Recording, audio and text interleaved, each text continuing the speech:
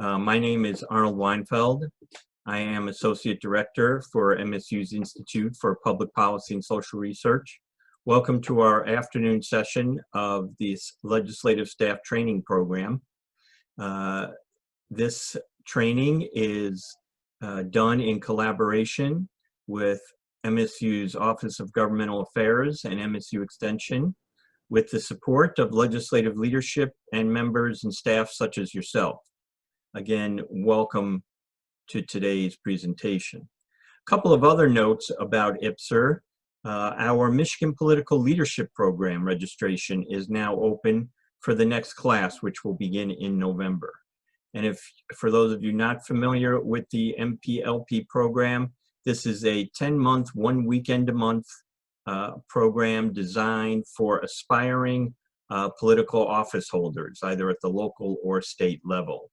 And we have an application and interview process. 24 slots are available, and you can go to our website, IPPSR.msu.edu. Also would like to thank the Kellogg Foundation for their funding support of this program.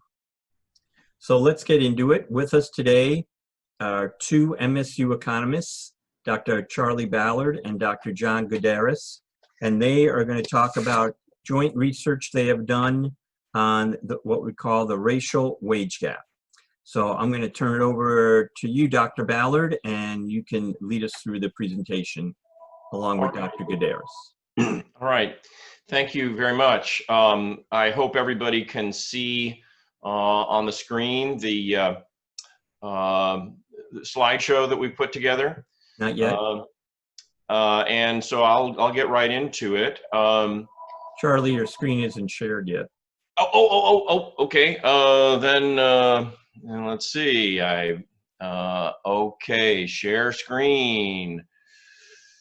All right. Sorry about that. There we go. There. Good. Thank you. And I'll do the slideshow. There we are. All right.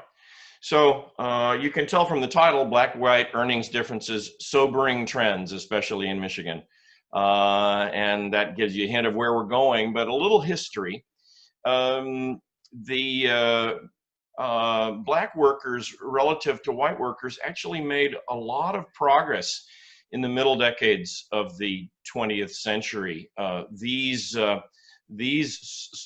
data points shown here are from the decennial censuses. So the census is taken in 1940 with data for 1939. You can see that back then, the average earnings of black workers were less than half of average earnings of white workers. And then you saw substantial increase in the 40s, not so much in the 50s, big increase in the 60s.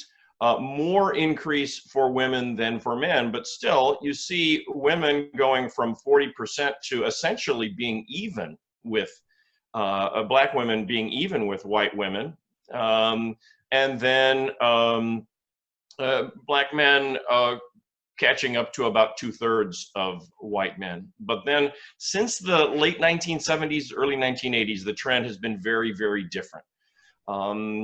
And let me show you that. This is, and from now on, a lot of what we're going to be doing is showing you 6-year averages, because our study uses data from 1976 to 2017. That's 42 years. And so it divides nicely into 7 chunks of 6 years.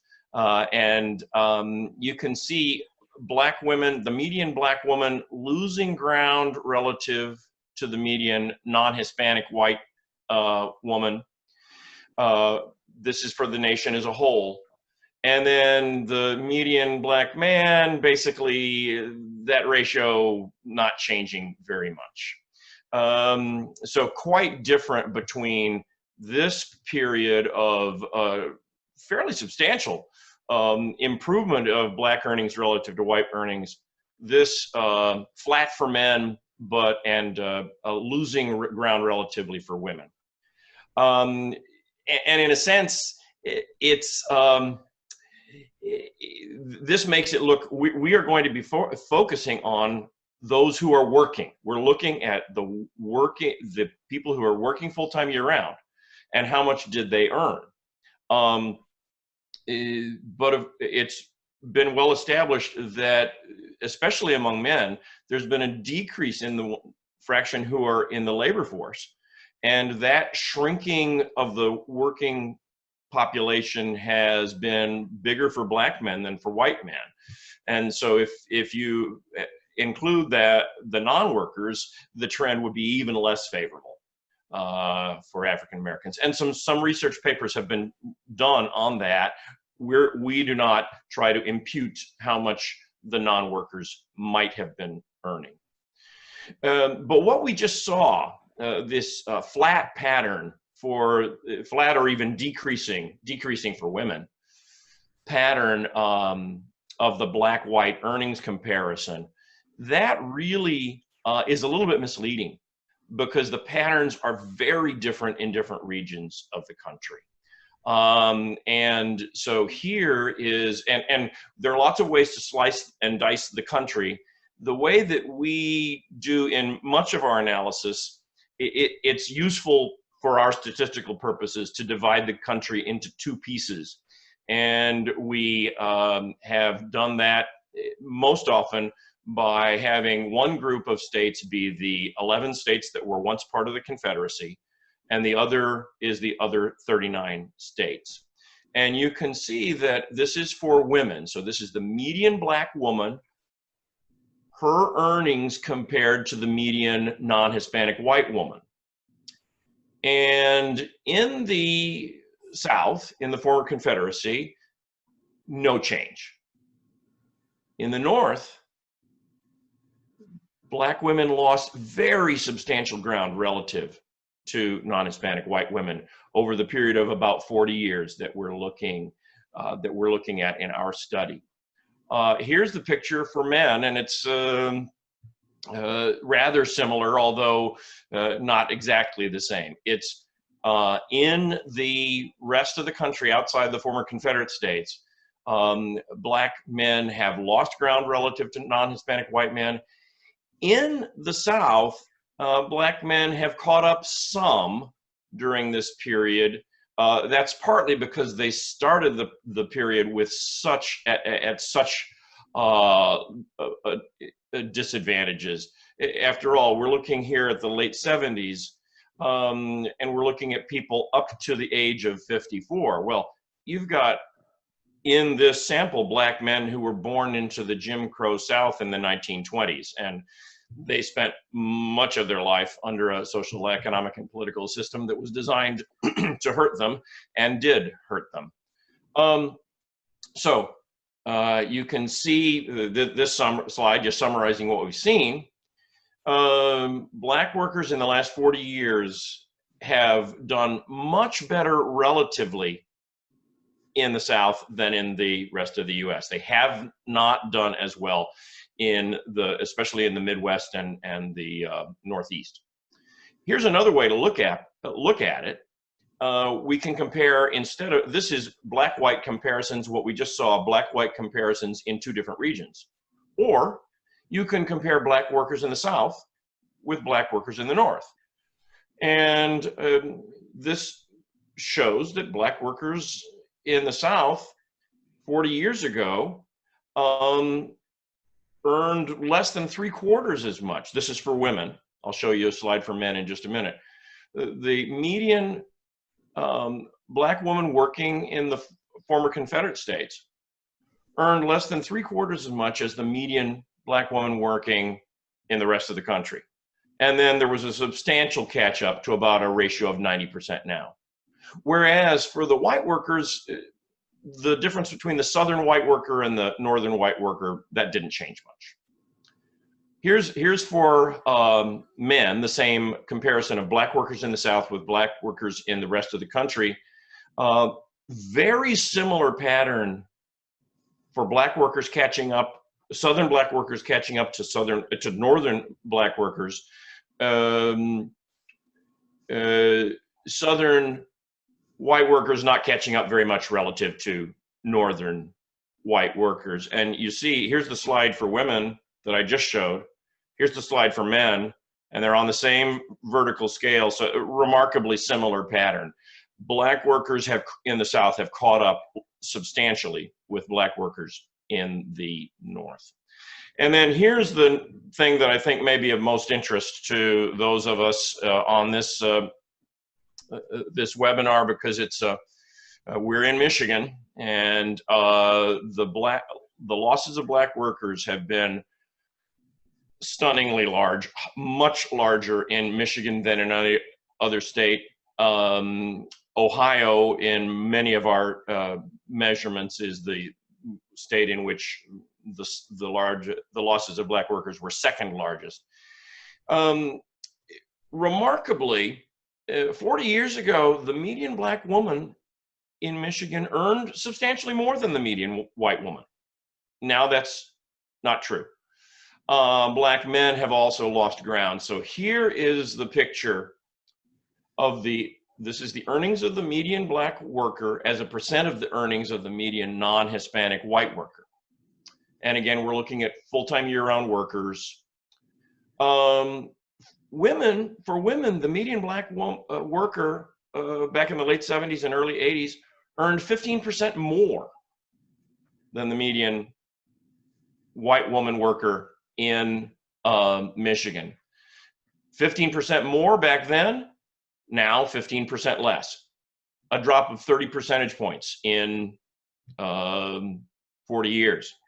And then for men in Michigan, black men relative to non-Hispanic white men, that ratio of the median workers has dropped from a little above 90% to about 75%.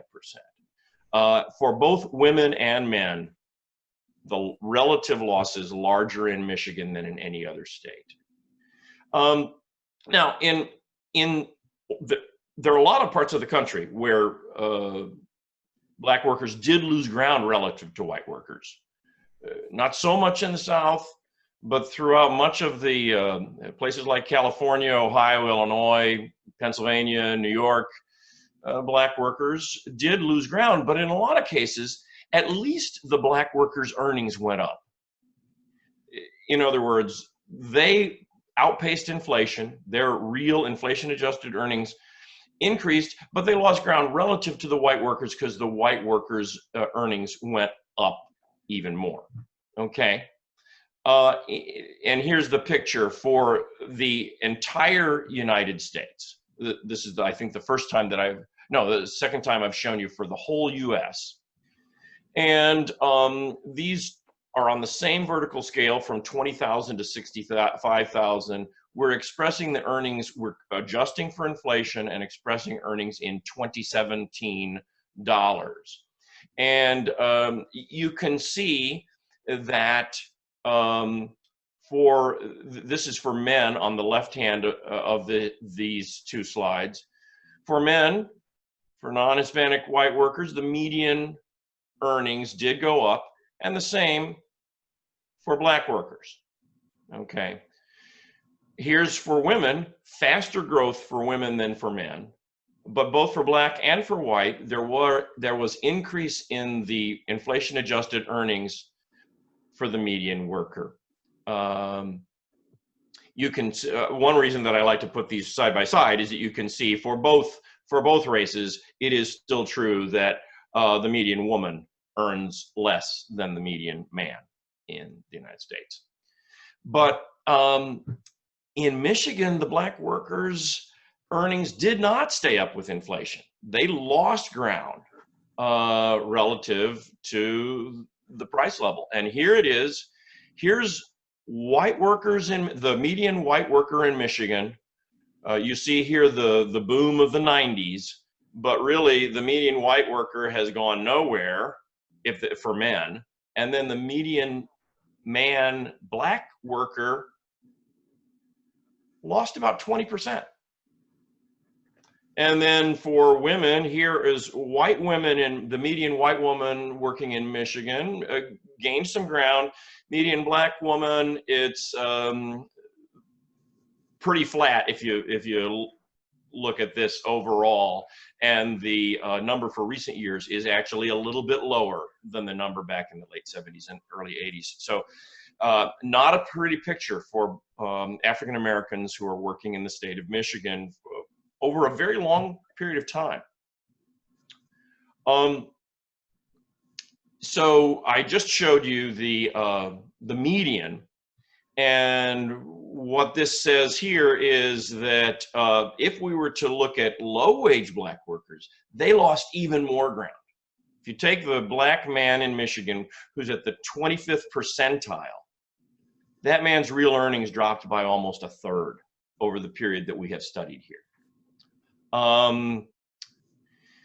So one thing that used to be true is that, and this is of course one of the reasons why African Americans moved to Michigan. There was economic opportunity during the Great Northward Migration in the early and middle decades of the 20th century. And they used to earn far more than black workers in the Deep South, whom they left behind when they migrated northward. That's not true anymore. This slide compares the median black worker in Alabama, which is actually the state where black workers made the most progress, with the earnings of the median black worker in Michigan, which is the state in which black workers suffered the greatest declines. You can see that a generation or so ago, the median black worker, whether male or female, in Alabama earned barely more than half as much as the median black worker in Michigan. Now those ratios are 93 and 96%, almost at parity between Alabama and Michigan. So question that I'm sure many of you are interested in is why? Now that we've established the facts, what happened that basically we used to have big gaps, big black-white gaps in the South and not so big black-white gaps in the North. Now there's been a convergence between South and North. Well, Professor Goddeeris and I have done some statistical analysis of this, and we probably won't get down into the weeds of the details of that, but we've looked closely at the data, and we find that our techniques, you can break down, okay, there's an overall gap between black and white workers. And there are techniques that we use to say, well, how much of that was due to differences in educational attainment? How much was due to this variable or that variable, where we're looking at differences in the measured characteristics of the black workers and white workers? Well, a big part of the story is that even though the gap in educational attainment between black and white workers is much less than it was 50, 80 years ago, the gap remains. And in fact, in Michigan, the gap in terms of the average number of years of schooling, that gap actually got bigger in recent years in Michigan. And moreover, this was at a time, especially in the 80s and 90s, the payoff to having more education was skyrocketing. The additional number of dollars that you got from having one more year of school was increasing. Thus, the earnings penalty that black workers suffer from having, as a result of the fact that they have lower educational attainment, that earnings penalty increased. And education is at the top of the list of our variables that appear to explain the differences. On the other hand, in the southern states, especially for black men, their education was so low and they were still catching up a lot. And that meant that that big decrease in the gap in educational attainment was beneficial for especially for black men in the South. I mentioned the financial return to an additional year of schooling. Well, it grew for both races, especially in the 80s and 90s, not so much in this century, but it increased more for the white workers than for the black workers. And thus that penalty for the black workers got bigger.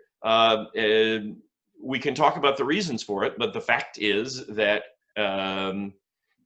the extra number of dollars that a black worker gets from having one extra year of schooling is less than the extra number of dollars that a white worker gets from having an extra year of schooling.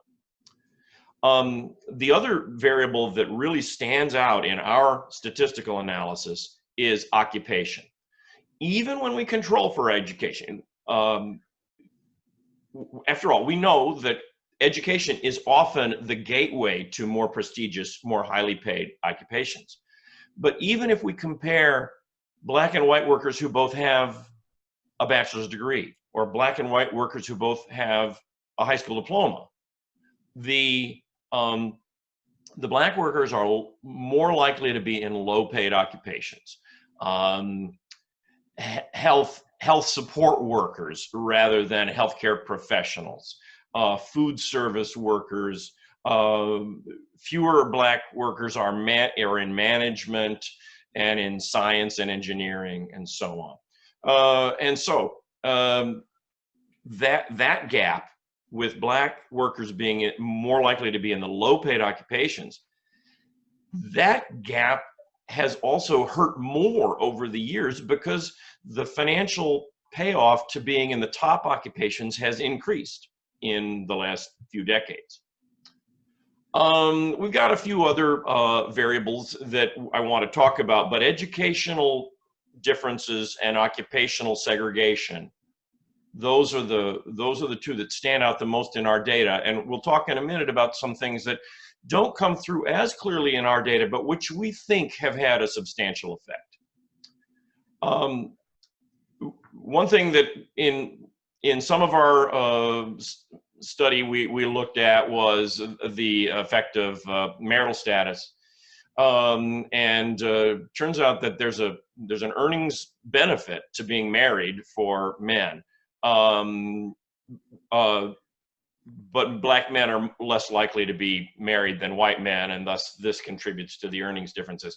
We don't want to push this too hard because the connections between how much you earn and your marital status are complex and work through many channels, and we don't emphasize this too much. But it is true that there's a big gap in the propensity to be married between black and white men, and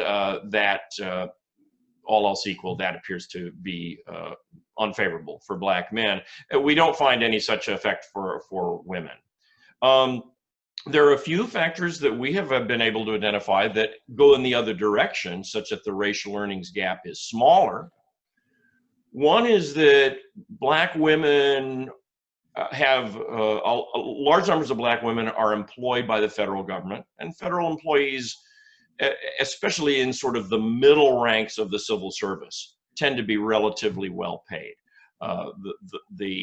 If you're the top of a federal agency, you're not getting nearly as much as the CEO of a big firm. But if you're in that middle level, federal employees are pretty well paid, and black women have benefited from that. Also, living in a metropolitan area contributes to higher earnings. Now, in much of the country, black workers are much more likely than white workers to live in a metropolitan area. In other words, whites are more rural. In the South, that's not true. In the South, blacks and whites are similarly distributed between rural and urban environments. But in the North, black workers are including Michigan, black workers are more likely to live in metropolitan areas. That's a benefit, all other things being equal. But these advantages on this slide are not nearly enough to offset the disadvantages suffered by African-American workers due to education and occupation. Now, I remember when I first mentioned this to Arnold Weinfeld, he said, well, doesn't it have to do with the decline in manufacturing? And let me give you, and I might ask Professor Goddeeris to chime in on this. At least in our data, our statistical analysis finds that the shrinkage of manufacturing hurt black workers, but it also hurt white workers, and we don't find a big effect. But there's another study by an economist named Derek Gould that uses different methodology. And he finds that metropolitan areas that have had the biggest declines in manufacturing employment have also seen the worst trends for African American workers. So, and he also looks at things like infant mortality, marriage rates, poverty rates, and he does find that manufacturing, the decline in manufacturing, was part of the story for the adverse trends for Black workers in recent decades. You know, I think that even though our data don't tease that out, I think that's probably an important part. John, do you want to add anything to that? Yeah, I'll just chime in a little bit here. I think what's different about the way this other researcher looked at this question from the way that we did is that we're looking at any point in time, we're looking at the relative pay in manufacturing relative to other jobs. That did not change so much over time. What this other researcher was looking at was he was comparing across different metropolitan areas in the country and comparing different areas into as far as how much did manufacturing decline. And if it's the case that when manufacturing declines, that's kind of a general reduction in labor demand in the area. So the number of jobs goes down and wages go down generally. He could pick up that effect. Our method is not really designed to pick up that sort of an effect. So there's probably something there that we are not really picking up in the way that we look at the data. So we find a very strong effect for education, very strong effect as a result of the occupational segregation of Black and white workers.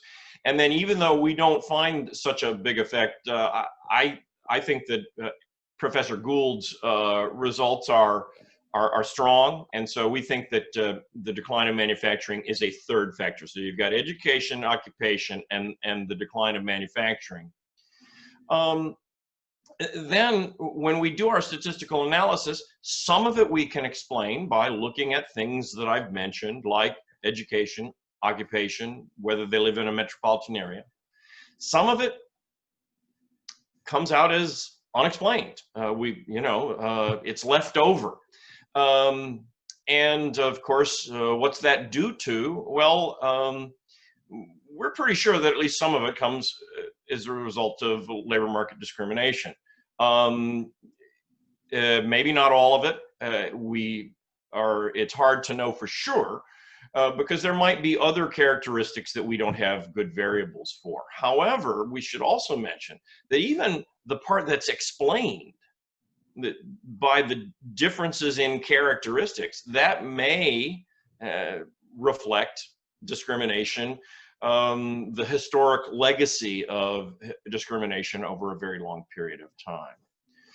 The other thing that I think is worth mentioning is that we do not explicitly account for residential segregation. But if you live in Michigan, you know that we live in a highly segregated by race state. In fact, a recent study looked at data from just a couple of years ago for the 234 largest metropolitan areas.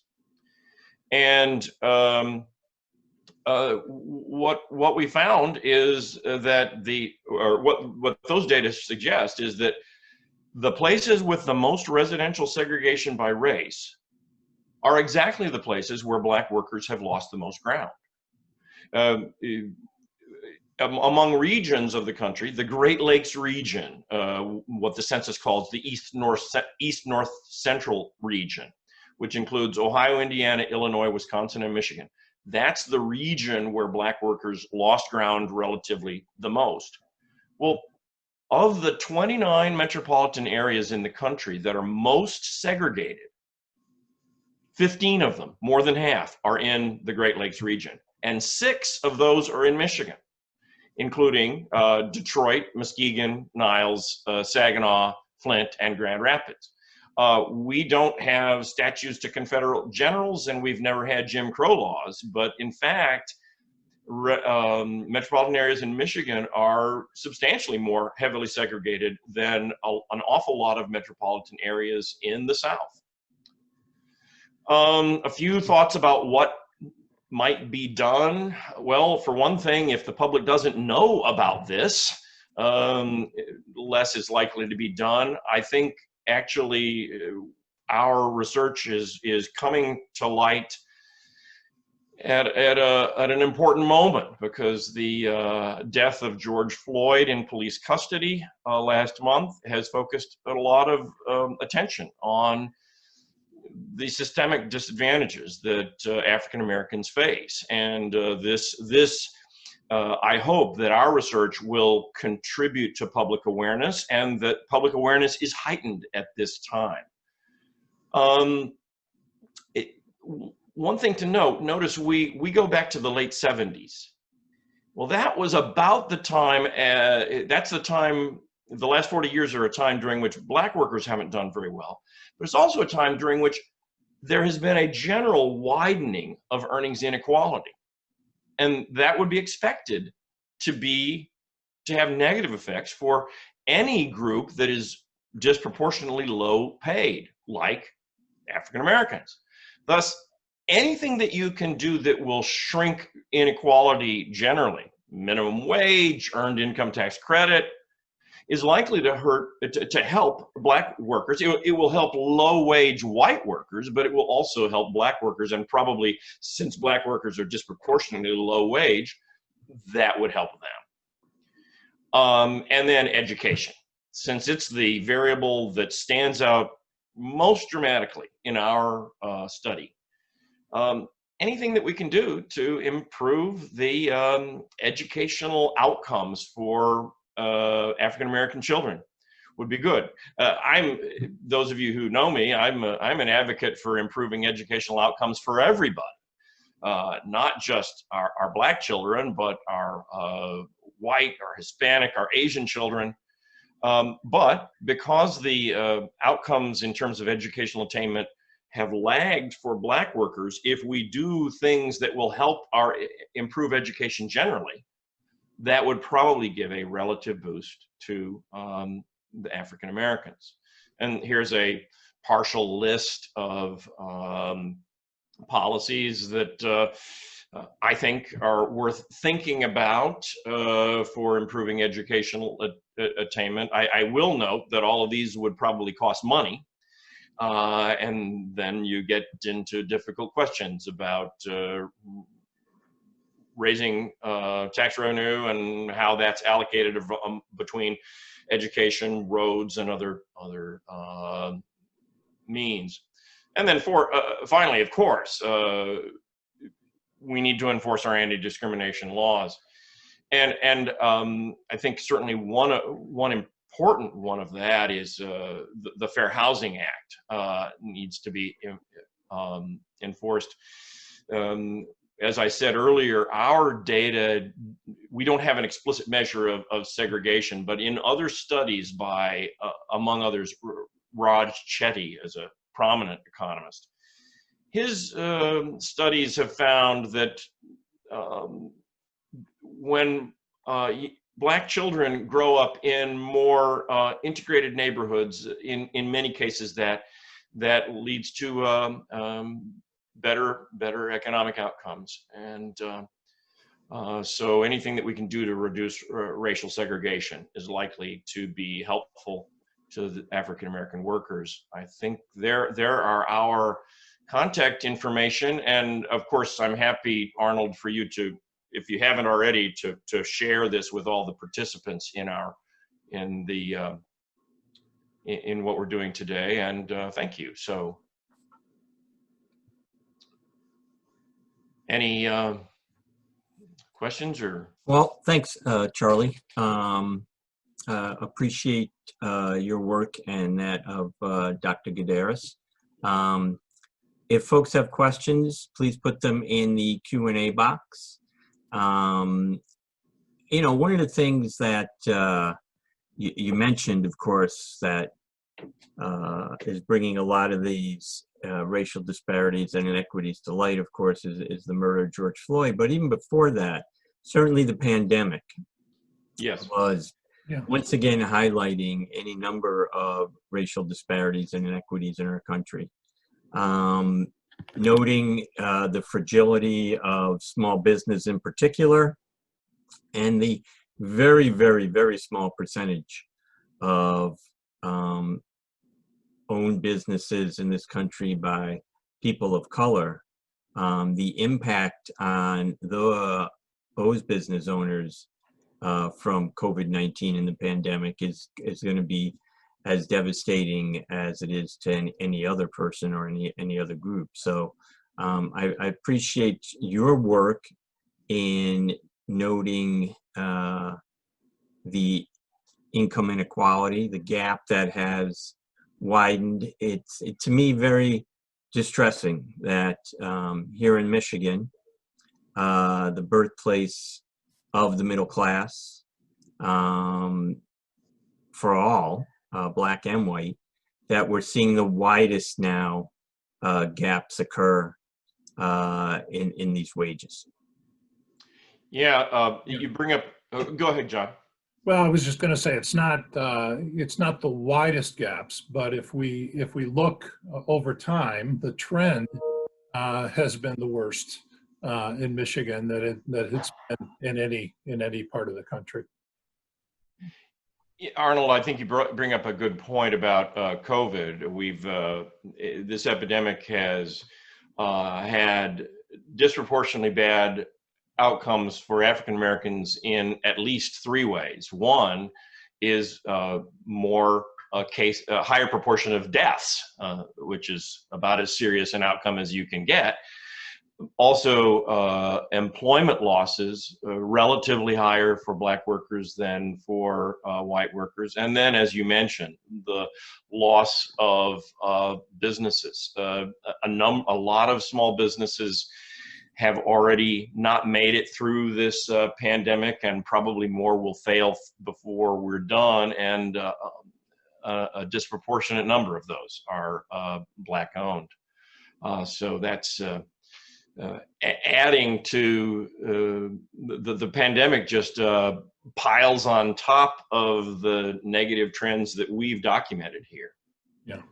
And this study focused on African Americans, not Hispanics or any other group of color. Is that correct? Right. Our comparisons are between African Americans and non-Hispanic whites. I think when most people think of a Black-white comparison, they're thinking of comparison with non-Hispanic whites.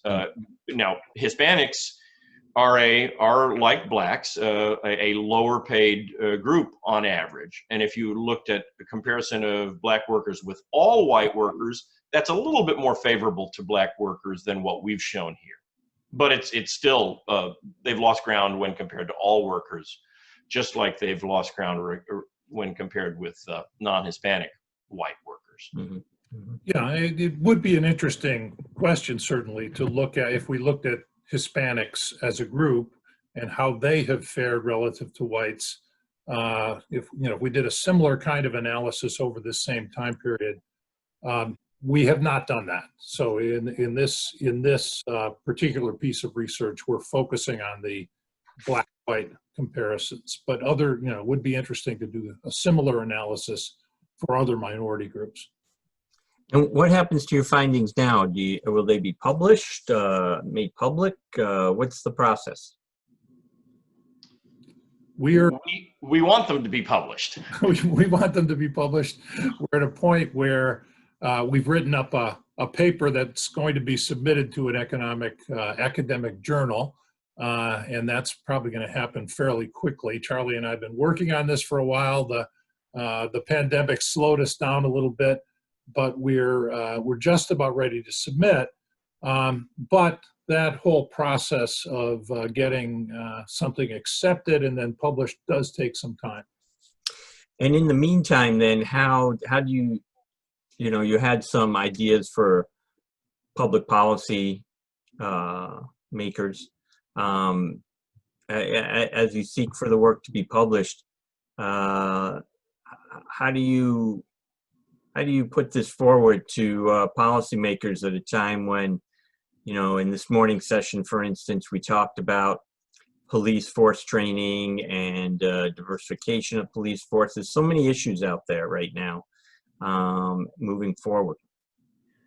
Well, today's session, this afternoon session, is the beginning of getting the word out to policymakers. You know, we've got some legislative staffers. I hope that they have found our findings, at least in my view, they're kind of sobering and distressing, but they're very interesting. And I hope that some of those who are listening in on this session take the word back to their the representatives and senators for whom they work, and then we're doing as you know, Arnold, we're doing a podcast on Wednesday, and so I hope to keep, you know, shouting from the rooftops as much as I can, because I think this is an adverse trend that maybe wasn't as well known and needs to be known, and then needs to be an active part of the policy discussion. Well, we've all, you know, you've helped us become more familiar over the course of time with the growing income inequality gap. And this is, as you noted, pretty sobering and distressing to see what's going on exactly here in the state of Michigan. And the key will be now is what actions can we take to move that needle in the right direction. So. It will take sustained effort. I am certain, because you know, if you look at trends that have been going in an unfavorable direction for decade after decade, they won't be reversed. You can't snap your fingers and fix this by next week. This will take sustained policy.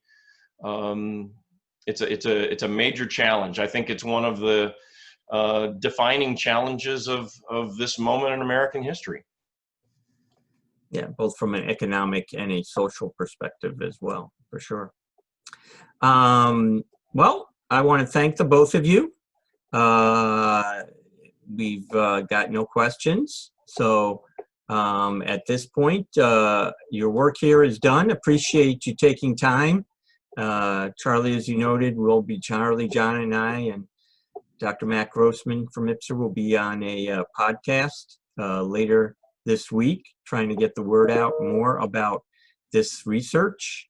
We have another presentation coming up here in 10 minutes for legislative staff regarding work-life balance and recognizing and minimizing burnout in uncertain times. That'll be presented by Jaime Hutchison, who's the Deputy Director at Michigan State University Work-Life Office. So hope you can join us for then as well. Charlie, please be sure to forward, and I know you've already forwarded on actually to the presentation. We'll be posting that presentation along with a copy of this video to our website in the next few days. So Charlie and John, thank you very much. And we'll be back in a few minutes with Jaime Hutchison.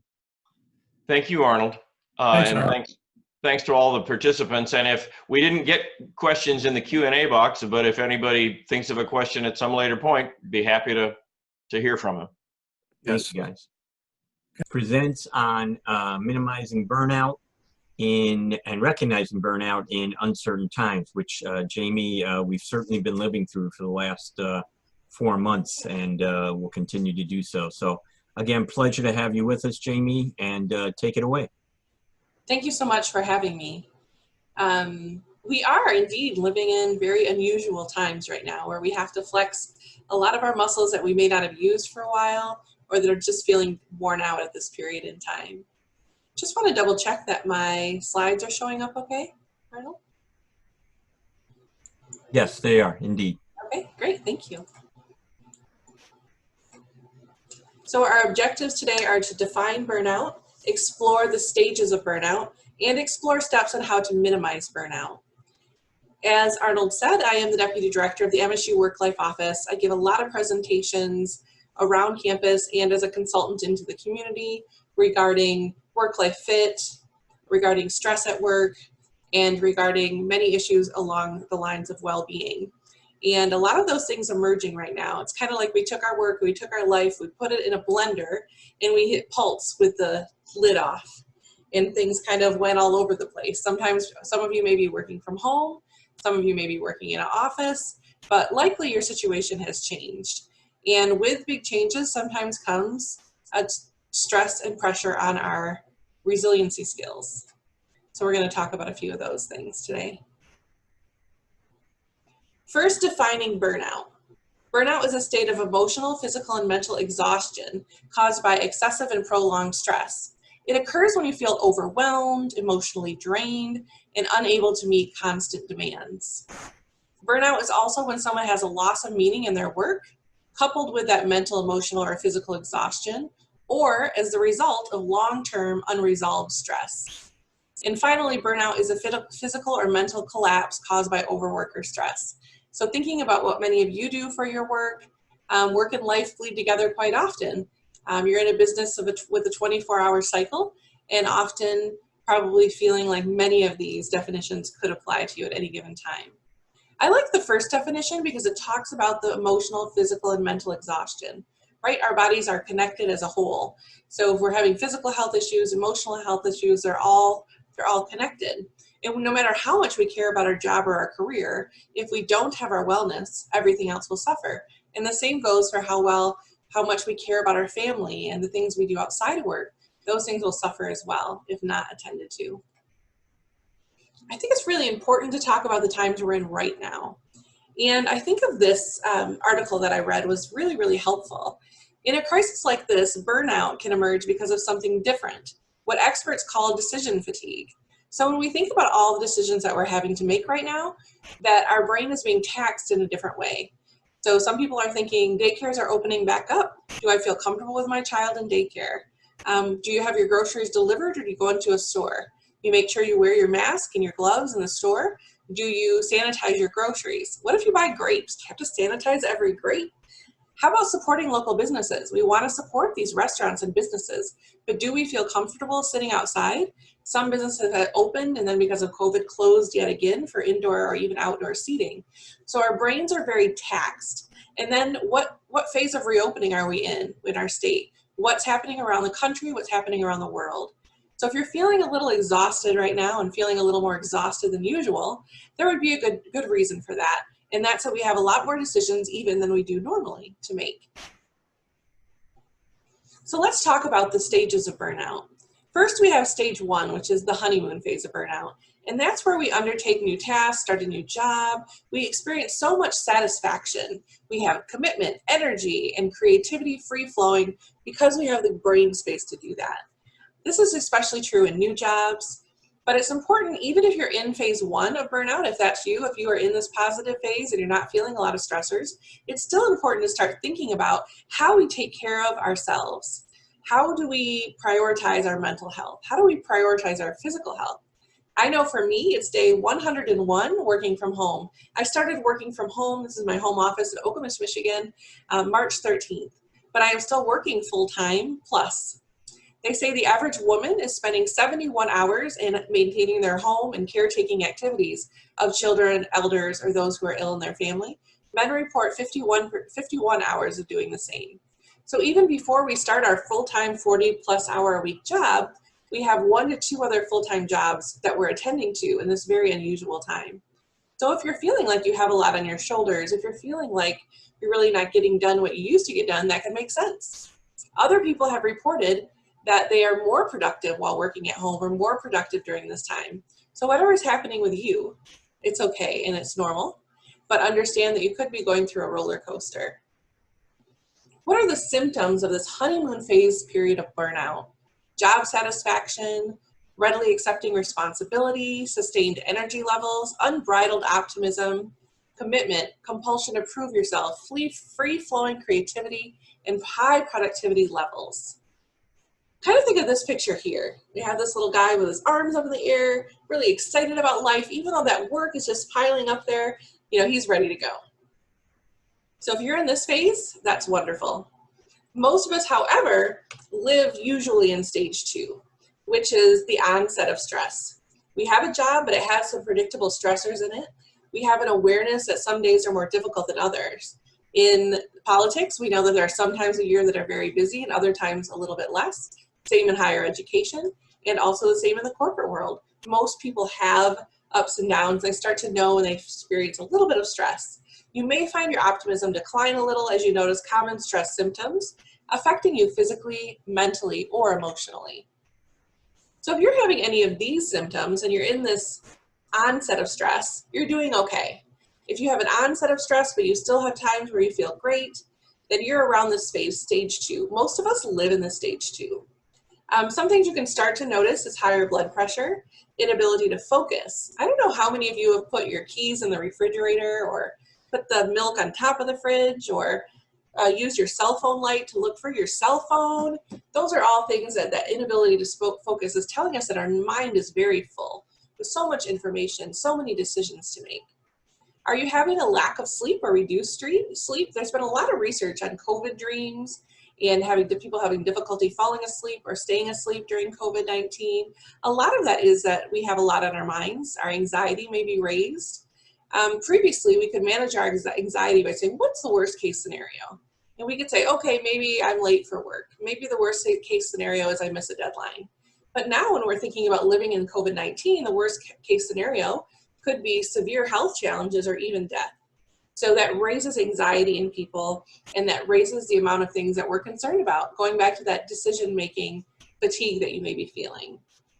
You could be feeling a lack of social isolation. Sometimes people are on screens like we all are today together, but they're missing that contact. Maybe they have a church or a synagogue or other religious affiliation that provides them comfort. Maybe they have a volunteer group. Maybe they see their family and friends more often. Right now, we're trying to find new and safe ways to do that, but it can leave many feeling isolated. We know that our seniors, our older adults, are often pretty isolated.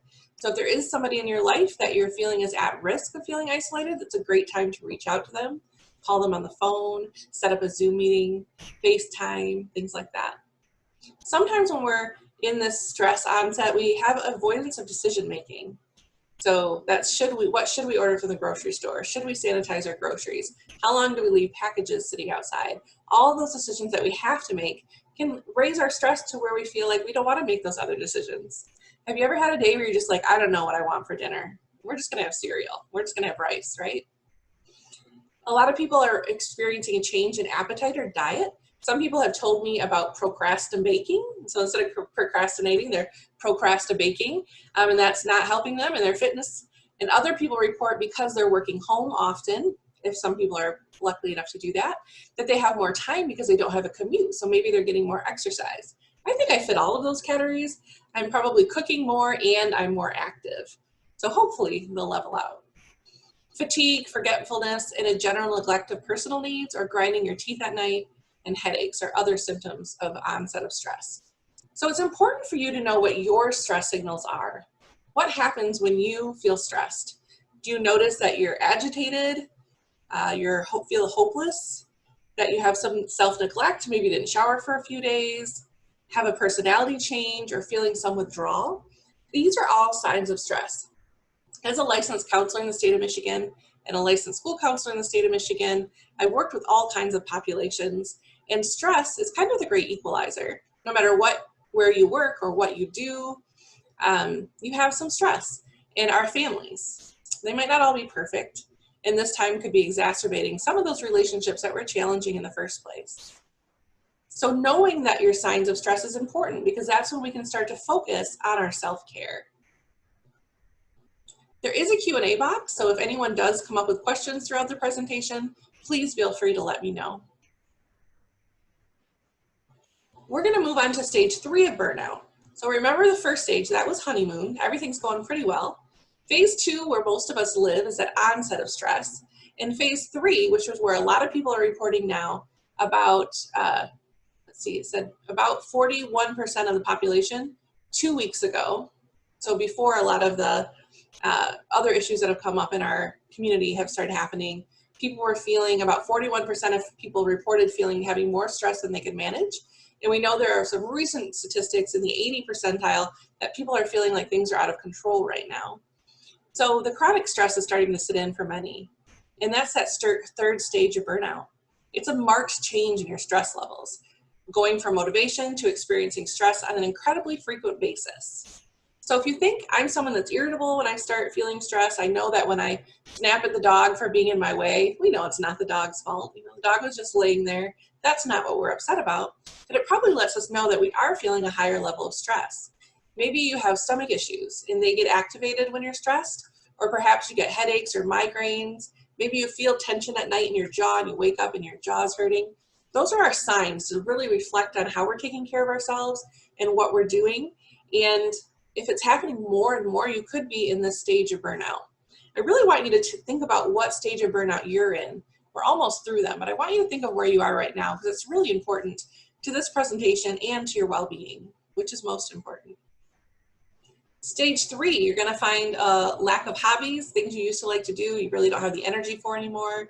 You're going to miss some work deadlines or targets, persistent tiredness in the morning, even if you just woke up, physical illness, procrastination or procrastinating, I like that term, repeated lateness for work, feeling resentful about things, socially withdrawn from friends or family, an uptake of escapist activities. So when Netflix says, "Are you still watching?" and you say, "Don't judge me, Netflix." Yes, I'm still watching. That's okay, right? We need downtime once in a while. But if you're feeling it's going into more escapist activities and it's really affecting your role as a parent, as a sibling, as a child to elders, as a contributor to your community, to your role at work, that's when we need to really take a step back. We see increases in anger or aggressive behavior when people get stressed out. They often have less patience and less tolerance to censor themselves. And apathy, so really not caring for much of anything, even when you truly cared about things a lot beforehand. Chronic exhaustion, a cynical attitude, a denial of problems at work or home. Everything's fine, we're fine, but you see a colleague in a Zoom meeting and you think, they're not looking quite like themselves. They don't look like they've maybe showered lately. They're usually participatory in meetings, but they're no longer. So think about yourself, think about your family, but also think about your colleagues. Have you seen changes in their behavior? Is it a possibility that they need a referral from some more help? And we'll talk about that in a minute. Feeling threatened or panicked, feeling pressure or out of control. Again, the survey recently, 80% of Americans, I think it was 83, reported feeling like things were out of control.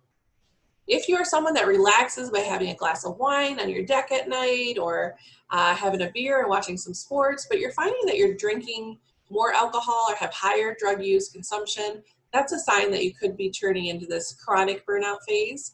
And that's something that's really important to pay close attention to.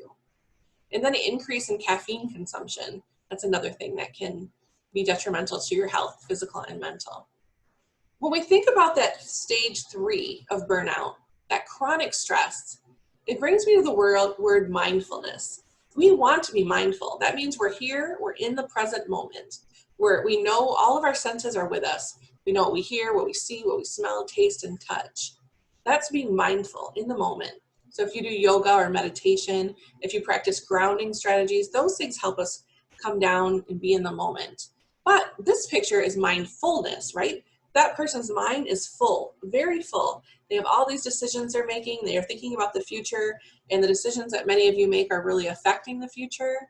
They're thinking about the past. They're spending time kind of all over the place. So instead of being mindful and present, their mind is very full. And this is when you'll see that you'll forget things that you never forgot before. You'll find yourself really tired at the end of a workday, more than usual. That onset of a more chronic stress is obviously something that can contribute to be detrimental to our physical or emotional health. I like the image though. This is what I've been working with a lot of people. I do a lot of one-on-one consultations as well. And again, a lot of consulting. And this is where I'm finding a lot of people at, having their mind so full that they're having difficulty determining what is what's important versus urgent, how to attend to things in the proper order. Stage 4 of burnout, when people say I'm burnt out, And they don't mean it as just, you know, I'm a little stressed. When they're saying I'm experiencing burnout, this is the stage 4. So remember, we had onset of stress is stage 2, the honeymoon stage 1, stage 3, chronic stress. Now we're in stage 4, which is burnout. It's when symptoms become critical. It's no longer an option that self-care needs to occur. And this is a stage that people refer to when they say they're burnt out. Continuing as normal is often not possible, and it's key that you seek interaction during this phase. The symptoms of stage 4 of burnout include developing an escapist mentality, not just a once in a while kind of thing, but more overall. Feeling very empty inside, obsession over problems at work or in life, having a pessimistic outlook on work and life. Physical symptoms intensify or increase. So if you had those migraines, now they're chronic migraines and they're worse. Oftentimes when people are in stage 4, they have trouble functioning as usual.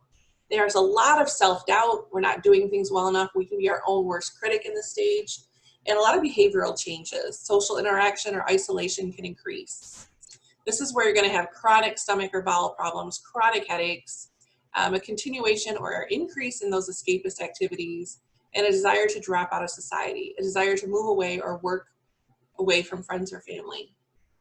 So where do you find yourself? This is a visual that really helps with those 4 stages of burnout.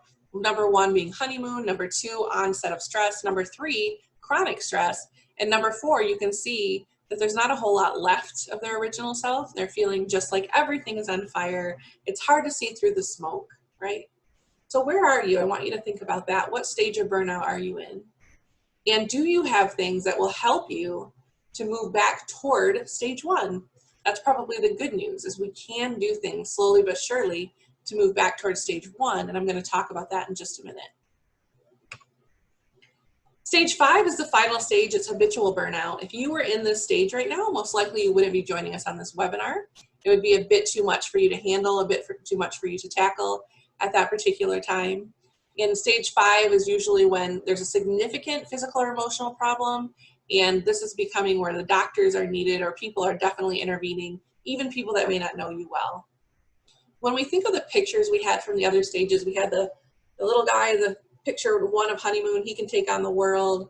That onset of stress, we saw the symptoms listed, know your stress symptoms. 3, the chronic stress, that's where we had the person whose mind was so full, they just didn't know quite where to start or how to address it. Then you have this photo for stage 5. This is where you could have chronic sadness, depression, burnout syndrome, or mental or physical fatigue. That's common. And this is the picture. If you don't see a picture on the slide, it's because there is nothing left to give. I did have a question. Can stage 5 burnout lead to hair loss or thinking? Absolutely. Stress has those physical and mental symptoms that will show up for you. And they may show up in different ways. So my stress shows up in my body, right? So I have stomach issues. They get really bad when I'm stressed. They also show up in my sleep. I may fall asleep, but when I wake up, I can't get back to sleep. Those are signs for me to start managing my stress and making sure that I'm doing things to take care of myself. If you're all the way to stage 5, likely you're not functioning as usual. But yes, there can be many physical and emotional signs that you're under a higher level of stress. Thank you for asking that question. So when we talk about all of these things, the important reason is I know these aren't new things to all of you. You've heard in the past, how do you measure your stress? How do you know when you're in a high level of stress? Many of you can get used to living with a high level of stress, but it's still predictable. Right now we're dealing with the little things that aren't predictable. There are calls for all of us to stand up and to do better. There are calls for systematic changes across so many of the systems that we work in, from our police to our education systems to our districting to just so many different things we're being asked to consider. That is a lot to manage. And if you're responsible for some of those things, it could be causing a higher level of stress, absolutely. The good news, as I mentioned earlier, and something I want to spend a bit of time talking about, is how we can move from those stressors toward health. We can move back. Do you remember that burning, melting popsicle? The first one was complete with a smile. It started to melt a little more. And by stage 4 of burnout, the burnout phase, it was on fire with just seeing a lot of smoke and fog, right? So how do we work our way back up towards that level 1? As I mentioned, many of us live in level 2. We work with people, and anytime you work with people, your day can be very unpredictable. Things can happen that we don't have any control over, right? So that's why I don't use the word work-life balance, because balance is reactive, and balance means if our boss says, I need you to cover this, we're out of balance. If your kid's school calls and says, your kid's sick, I need you to pick them up for school, you're out of balance. In these times of COVID, many people are trying to do all of those jobs, and they're really in a blender. And so people are feeling like, they don't know which end is up. They're doing their best, but it's quite difficult. So how do we work back towards that health? And if I say something over and over, it's because I really want you to think about it. If we don't attend to our well-being, think about this for the staff that you manage, the interns that you may manage, for the young people in your life that may be still in school or college. Everybody's going through a lot right now, a lot of changes, a lot of adaptation and flexibility. As a veteran spouse and a former military spouse, I got used to flexibility very early in our life, right after I graduated from Michigan State University. Moved across the country, lived on a base, had to learn the community. I got used to that. I got used to flexible schedules and events that weren't scheduled or planned in a 24-hour, 365-day-a-year mission. So I feel like I'm good with flexibility, but that doesn't mean no matter how it comes natural to you or how hard you've worked on it, that it doesn't still affect you. So even if you're not experiencing stress or burnout now, and I have talked to people that are feeling less stressed because they're working from home or there's been some other changes that have assisted them, it's time to proactively take up that self-care and build your mental resilience. So what do I mean by that? Again, the things I'm going to share are things you've heard them before, but now we're going to put it front of mind. We're really going to be mindful about our self-care and our staff self-care and our intern self-care and our family self-care. As a community, we can look out for each other, and it's a good way to assist one another as well. So when I talk about starting at a healthy baseline, these are things that are new to you. But we do know that when we're managing a lot of symptoms, the first thing to go are the things that only affect us. So our exercise, our eating patterns, our ability to take time to find joy, and even remembering to breathe and grounding ourselves in breath. Those things are often the first to go when we have to cut something off the list because we just can't do it all anymore, or at least we can't do it all at once. So think about eating healthy. I am working from home now, which means I have a refrigerator just steps from here. I always keep water with me. I always keep lotion handy. I always keep my chargers handy. I've set up a place where I can have what I need at my fingertips. But what about the eating healthy?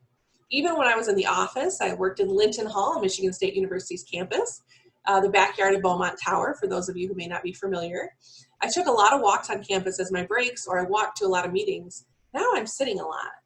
I had a lunchbox in our shared refrigerator that had string cheese and apples and peanut butter and pita chips and hummus. I'm sure I don't have to talk to all of you about the fact that sometimes we get so busy that we skip a meal or we don't have time to really enjoy it. So the recommendation is to make sure that you do have healthy food at your disposal, healthy snacks that you can get. Understanding if you have to turn your video off for a meeting so that you can get some food and some nutrition in you, it's very important. So think about that. With a lack of time to do so many things right now, I figured out, gosh, we're running our dishwasher every day. We're currently home, and we have my mother-in-law, my spouse, myself, and my 13-year-old daughter. So we have 3 generations living here, all with different schedules and needs. But we know that if we open the fridge, there's a bin there that's ready for us, right? We prepare ahead of time. Last night, I cooked 2 quiche and also made meatballs and turkey burger ready for the week so we can use it. Grilled some chicken breast. How can we prep when we have a little bit of time that'll help us maintain throughout the week? Those are the little tips that will help relieve some of those daily stressors for us. We have to stretch and move. I previously worked for the state of Michigan and was in a parking garage, and you get some steps downtown, right? Whether you're walking to lunch, whether you're walking from your parking garage to attend to other meetings, we get these steps. The same happens at Michigan State. We are going across campus, we're getting all this activity. And I looked at my Fitbit like the first day that I was working from home, and I'm like, 1,500 steps. I only got 1,500 steps because everything I need is in a much closer vicinity. So being mindful to stretch our bodies and to move. Many people that are working from home don't have the proper ergonomic equipment. Their bodies are screaming at them. So I did a lot of consultations around week 2, if we're day 101, around day 14, of people starting to feel that in their bodies. I went into my office to get my ergonomic chair. I have an ergonomic keyboard and mouse here, so that was helpful. But how am I mindful? I make sure to take several walks a day and monitor my steps. So today I'm at 5,000 steps right now, which means I've been mindful. I get before work, I'll go on a walk around my neighborhood. I get up and move. I'll turn my camera off and walk in place during a meeting. Something I just need to listen to, like a presentation like this, I could go get on my treadmill. I could do stretches. We really have to be mindful because our bodies are sitting. And they say oftentimes people are saying sitting is the new smoking, meaning that sitting all the time, our bodies aren't developed for that. So I'll give you permission right now. Take a stretch. You can cross your arm over your body. You can put your arms above your head. You can do a gentle neck roll, right? When we do these things, we find where we're holding our tension and it allows us to move. Even if you can stand up 3 minutes an hour, right? Maybe you have a standing desk or maybe you can go on a walking meeting, even virtually. That can be really helpful to your day and really helpful for your body. Again, our bodies and our minds are connected. So with a healthy eating and stretching and moving, we're helping to reset our healthy baseline. I mentioned breathing, and although I can't see all of you out there, I'm going to trust that you will take a little time with an open mind to participate in this with me. It only takes 9 seconds. We're going to take a deep breath in, we're going to hold it for 3, and we're going to take a deep breath out. I want you to notice how you're feeling right now. And then we're going to do our breath, and I want you to notice how you're feeling afterwards. So if you can take a deep breath in your diaphragm, and let's fill up our diaphragm, hold that for 3 seconds and out. Here we go. 1, 2, 3. Breathe in. Hold it. Breathe out.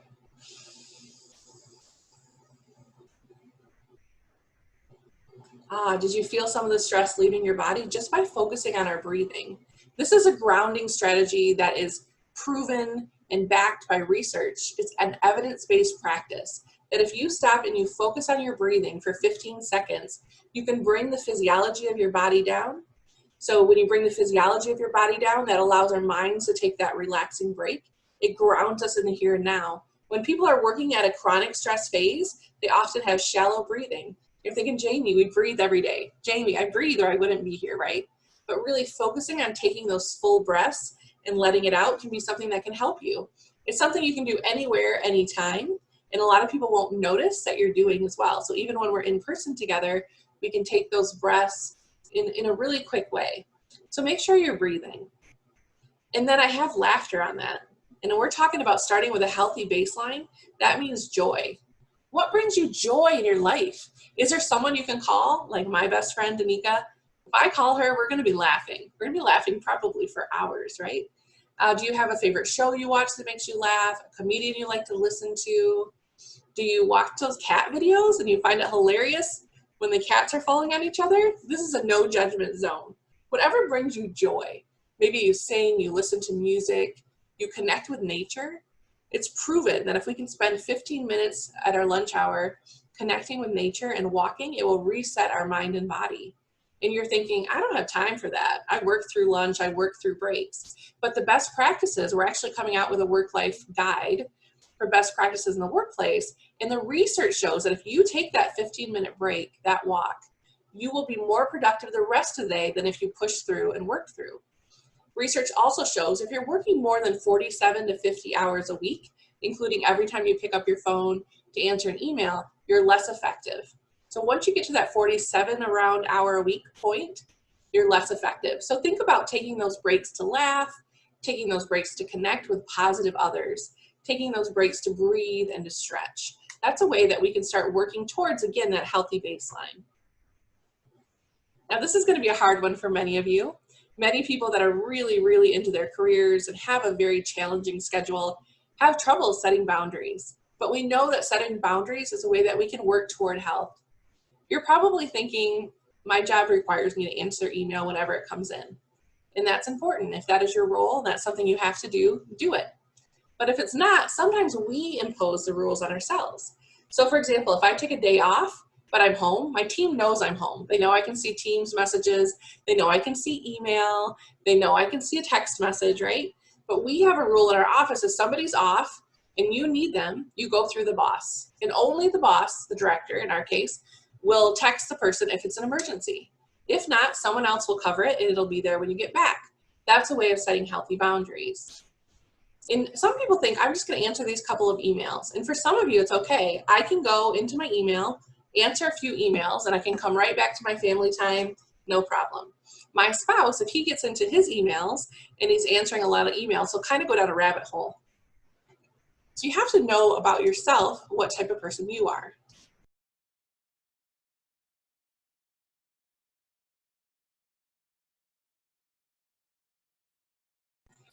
Took that little water break right there. Organize your calendar so people know when you're available or when you won't. So hopefully you can limit the interruptions you get off of that. You can color code it so anyone you share your calendar with can see that. By letting work seep into our off hours, for whatever those hours are for you, it not only takes away from time you should be spending on yourself, it can also reduce the quality of work you're doing. That goes back to that research. If you're working more than 47 to 50 to 52, if you look at different studies, hours a week, then you're not going to be as productive as somebody that was working less than 47 hours a week. The same thing with those breaks. At 15 minutes, by mindfully eating, our body processes food in a better way and we're healthier. Take those breaks, it's going to help us. And if you want to be happier and most productive, set boundaries and stick to them. I know that this is one of the easiest slides to present, but I know it's one of the hardest to do. So whatever your situation is, think about when you can get time for yourself, for these healthy things that will lend your body and your mind to more important things.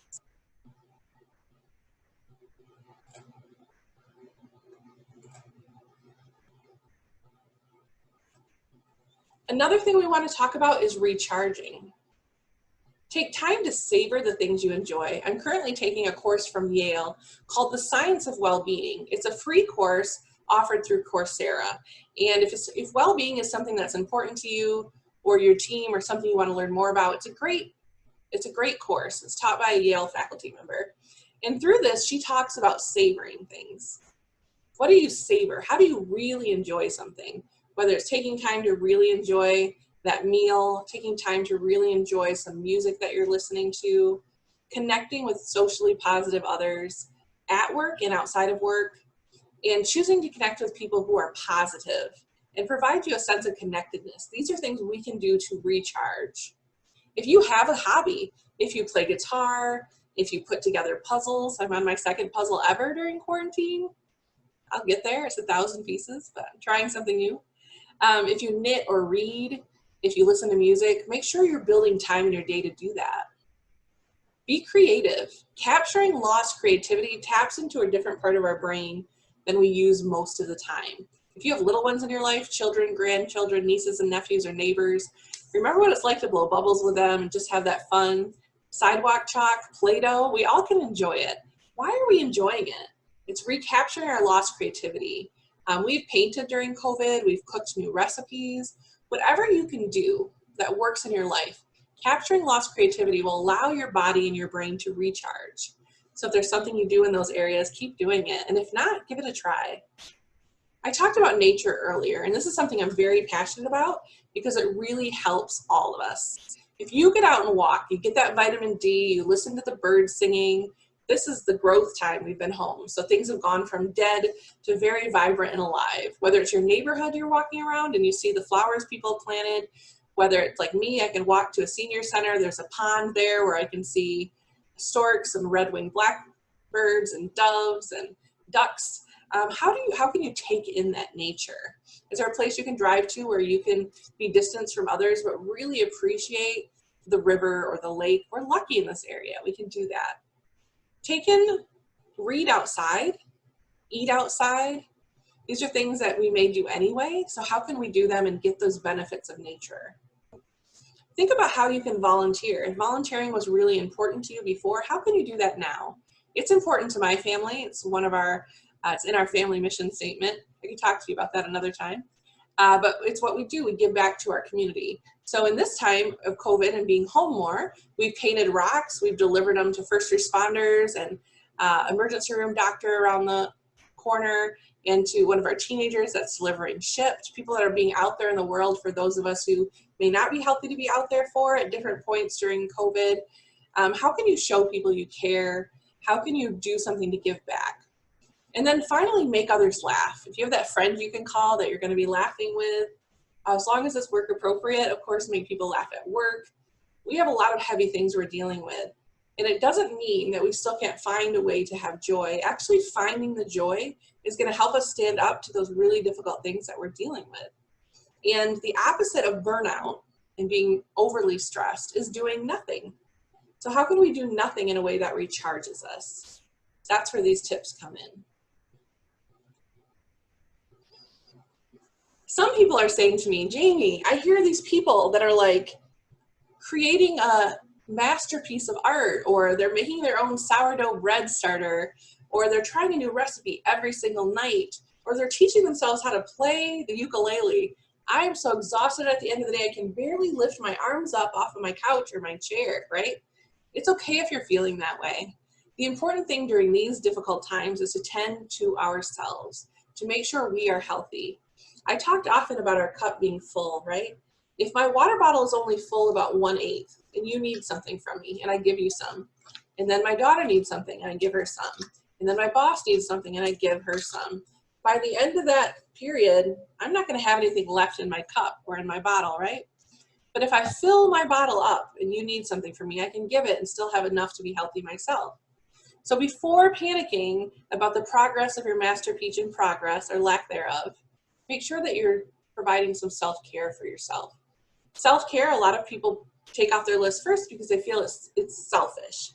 Self-care is the most positive thing you can do for yourself, because if you are cared for, you can help the people around you. So what do you do? What do you like to do for fun? I know we thought back early. I'm guessing many of you are in that stage 3 of burnout right now, that chronic stress stage, or maybe even stage 4.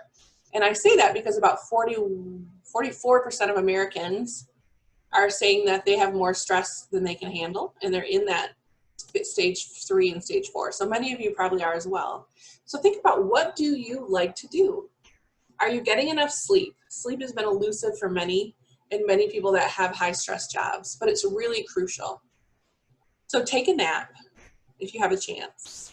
Take a vacation day or a vacation week. I know in the summer it's one of the most beautiful times in this beautiful state of ours to enjoy it. And although we may not do some of the things that we used to do because of restrictions, because there's a public health crisis, there's still things we can do. I hit the trails at Lake Lansing North. Lake Lansing North has like 4 different ecosystems, from a pine forest to sand to a deciduous forest to marshlands, and just being outside in nature and taking those walks with my family and my 1-year-old dog, Princess Leia. All right, we're a Star Wars family. We go out and do that. And even though we are doing some of the vacations we used to do, we are taking a week, and we've rented a house up north, and we're going to go unwind. We're going to see the sunset over the lake. We're going to get our toes in the sand. So make sure that you're doing things that you would have done in the past, even if you're doing them in a different way. It's very important to yourself, and thus very important to your family and to your colleagues. Forget about balance. I alluded to this earlier, how we get out of balance when somebody needs something from us, right? That's not in our control. Find harmony instead. So if I go away for a week, but I'm still needed for work, that's okay. I can Zoom into a call. I can write an article. I can respond to a few emails, but I'm going to set up when I do that. I'm going to do that in the morning before 10, and maybe check back at night between 9 and 10, because things are different. I may be needed. But the rest of the time, I'm going to be off. Or I'm going to find someone else to handle those things unless it's an emergency, and take that time off. That's how we find harmony. How can you do things that work for you? Many families and individuals I've been consulting with that have little children at home, particularly who don't understand boundaries, are really having a lot of stress and pressure. And sometimes they find that their work gets done best when it's during the child's nap period, or after they go to bed at night, or early in the morning. In the Work Life Office, we promote flexible work, and we know it's important because everyone's situation is different. Although we are all in the same storm together, we are in different boats, and we have to be mindful of that. If there's anything we can practice during these times, compassion and flexibility are at the top of that list. Schedule some free time for yourself. I'll say it again. Schedule some free time for yourself. Talked to a mother the other day that said she lied to her family about how ill she felt so she could go in the bathroom, turn on the shower, and talk to her best friend for 15 uninterrupted minutes. If that's what you have to do, it's worth it, right? If you have to get up a little earlier, if you have to find time at the end of the day to reflect, to journal, or to do nothing, right? Doing nothing is the opposite of what causes burnout. So we need some moments and times of nothing, wherever you can get them, wherever it's realistic. And at the end of the day, you are worth it, right? Not you as an employee, you as a parent, you as a friend, you as a spouse, you as a daughter or a son, but just for being you. That's part of the reason I do this work, and I focus on wellness in all different environments. Because if we aren't well, we can't do the things we care about. It does not matter how committed you are to anything you love. If you're not whole and full, you don't have what you need to have to give. So think about how you could build in that 9 seconds of breathing, right? I know you're all busy, but do you have 9 seconds for yourself? I bet you do. Do you have 15 minutes for a walk? Even if it's a walking meeting. Think, we're on our computers and phones so much. Why can't we walk and do a meeting? It's going to be so much healthier for us. We're going to get that release our body needs and our brain needs, right? Take that time to invest in yourself. I try to keep my presentations to around 45 minutes for the mere reason that you all have so many things to do, and your next meeting might be right at 3 o'clock. So before, I'd have to leave a half hour early to walk to the car, to go drive and park downtown to come to do a presentation like this. Now I don't have those times anymore. So we're experiencing that Zoom fatigue and screen fatigue. So I want to make sure that we get done with enough time that you can have a personal convenience break, move, stress, stretch, laugh, whatever it is you need to do, get a healthy snack. But I do have a final thought that I want to share with you.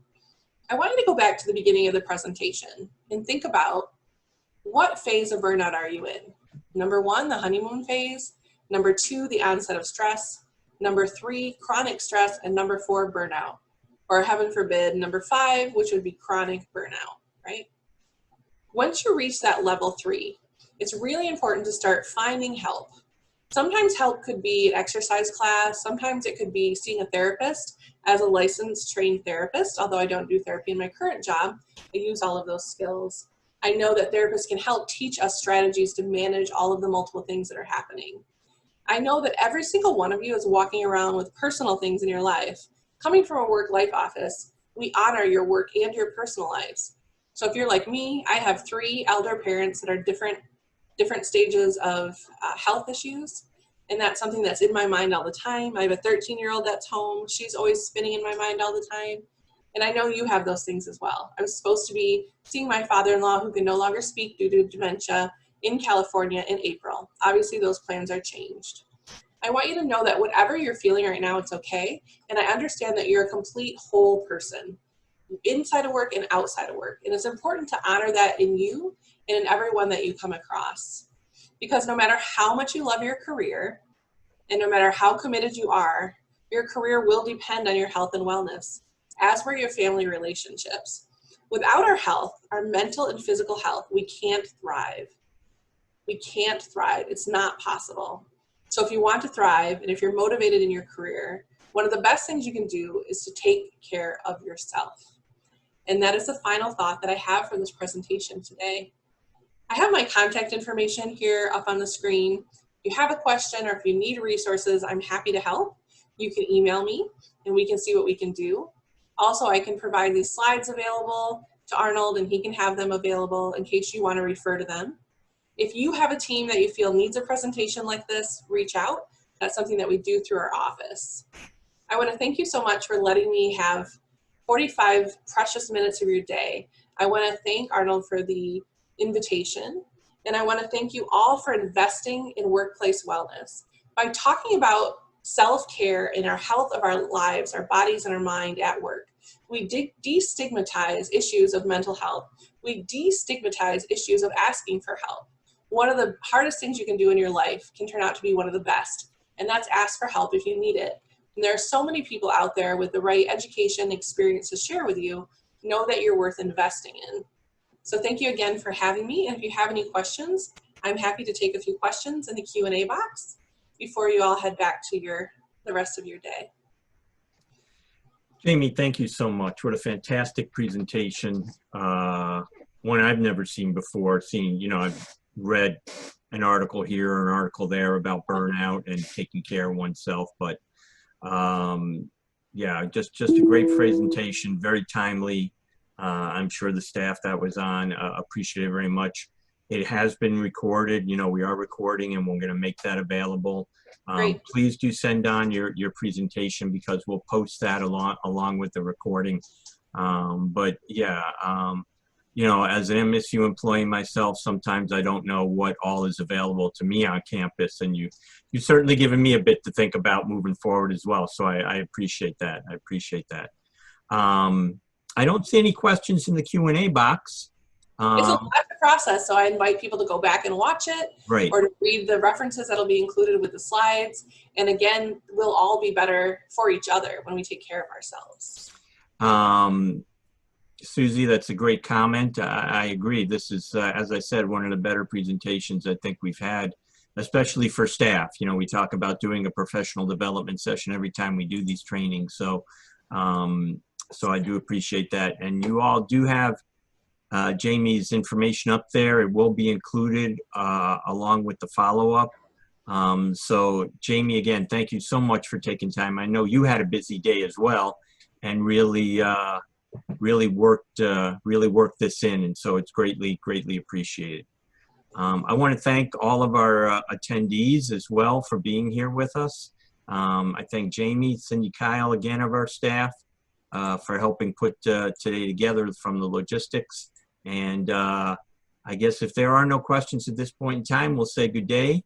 Again, you'll be getting follow-up when the sessions, when the videos are posted and the PowerPoints are posted.